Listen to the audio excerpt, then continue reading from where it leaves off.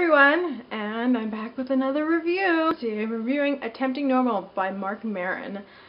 This book was published in April 2013 by Spiegel and Grau. And this book has 240 pages and it has only 30 ratings on Goodreads.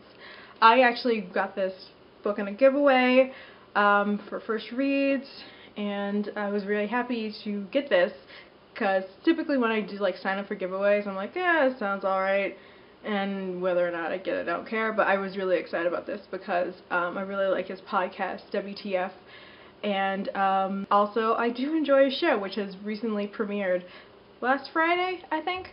So this is pretty much a memoir of Marc Maron right here, and I found this book to be incredibly brutally honest and raw. His comedy is fueled from really just brutal self-examination. One thing that he does is that his self-examination sometimes is just so brutal, it even like gets me in the heart, because you know, I don't think that many people, at least in Western society, are brave enough to even just have an honest look at themselves to say that, you know, this I don't do well at all. I'm a horrible person at this. I make mistakes. People are messy, and he's admitting that he's messy. There's a part in here that made me feel really, really self-conscious about even my reading habits, and it was in the introduction. This is talking about his garage and what's in his garage, which is where he does his WTF podcasts. Here it is.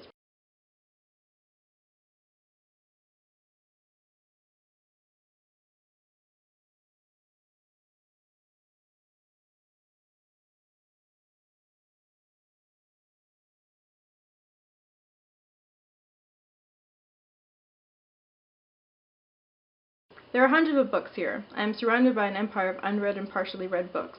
Titles like The Denial of Death, read, A Thousand Plateaus, God, I Tried, The Family, Manson Vase, The Hero with a Thousand Faces, skimmed hard, Gravity's Rainbow, nope, and the Illuminatus trilogy, of course.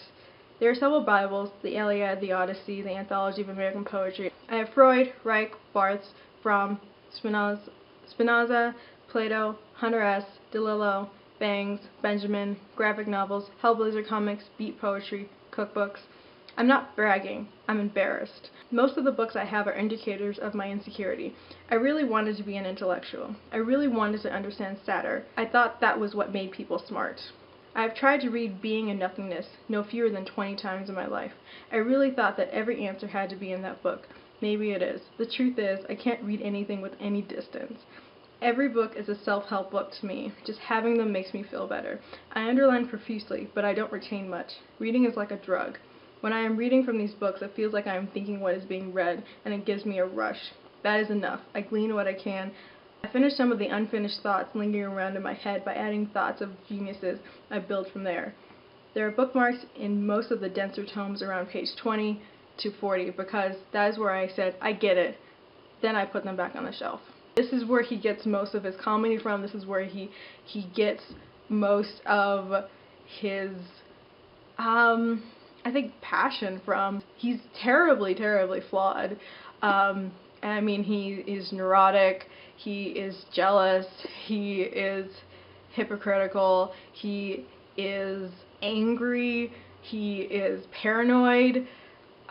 He is so many things, but I think the thing that I like the most about him is that he knows, and he is aware of it, and he really honestly thinks about his flaws. I mean, he talks about, you know, a little bit of his childhood, and then also like his parents, and his failed marriages, his relationships to his cats. Boomer man. Hope he's in a better place.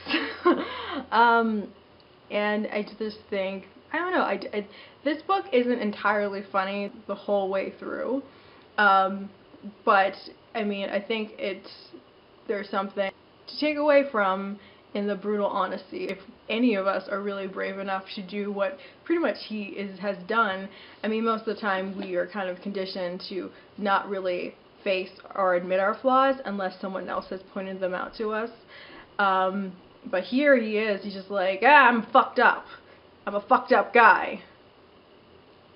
And he just openly admits it. I really did enjoy this book. I don't know.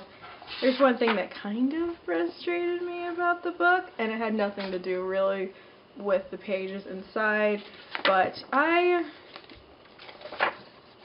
found out that there's this weird thing, and I think like the glue expanded or something, but I mean, are they just giving away the defective books? I don't think they are, but it made me paranoid. It really made me paranoid. But, yeah, I gave us a 4 out of 5 stars. I'll definitely suggest listening to his podcasts and checking out his show if you do have IFC. It's just kind of interesting, like, he's taken the lowest points of his life, the biggest character flaws that he has, and he's actually had a better career because of it. So I think there's something in, I don't know, I think there's kind of like a greater lesson here. To own your flaws, and it might not be so bad. So, anyway, that was my book review on Marc Maron's Attempting Normal. Guess I'll see you guys later. Bye!